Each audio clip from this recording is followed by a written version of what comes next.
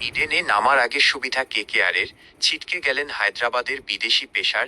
জল্পনা চলছে পিচ নিয়েও। বৃহস্পতিবার ইডেন গার্ডেন্সে হায়দ্রাবাদের বিরুদ্ধে ম্যাচ খেলবে কলকাতা। সেই ম্যাচের আগে বাড়তি সুবিধা পেল কেকেআর। চোটের কারণে হায়দ্রাবাদের হয়ে খেলতে পারবেন না বিদেশি পেসার। বৃহস্পতিবার ইডেন গার্ডেন্সে হায়দ্রাবাদের বিরুদ্ধে ম্যাচ রয়েছে কলকাতার। সেই ম্যাচের আগে বাড়তি সুবিধা পেল কেকেআর। চোটের কারণে হায়দ্রাবাদের হয়ে খেলতে পারবেন না বিদেশি পেসার।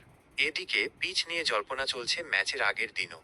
কেকেআর ম্যাচের আগে অনুশীলনে চোট পেয়েছেন হায়দ্রাবাদের পেসার ব্রাইডন কার্স। তিনি বৃহস্পতিবার খেলতে পারবেন না। হায়দ্রাবাদের কোচ ড্যানিয়েল ভেট্টরি বলেছেন, বৃহস্পতিবার কার্সের খেলার সম্ভাবনা নেই। হাতের চোট এখনও সারেনি ওর। তবে শেষ মিনিট পর্যন্ত পরিস্থিতি দেখে তারপরেই সিদ্ধান্ত নেওয়া হবে। কেকেআরের হাতেও একাধিক পেসার নেই। তবে সুনীল নারাইন এবং বরুণ চক্রবর্তী, এই দুই পেসারের থেকে দলকে সাবধান থাকতে হবে বলে মনে করেন ভেট্টরি। বলেছেন, কেকেআরের স্পিনারদের সমীহ করি আমি। ওরা দুজন দল এবং দেশের হয়ে যা খেলেছে তাতে হালকাভাবে নেওয়ার প্রশ্নই নেই। নিজেদের খারাপ দিনেও ওরা ম্যাচ শেষ করে দিতে পারে।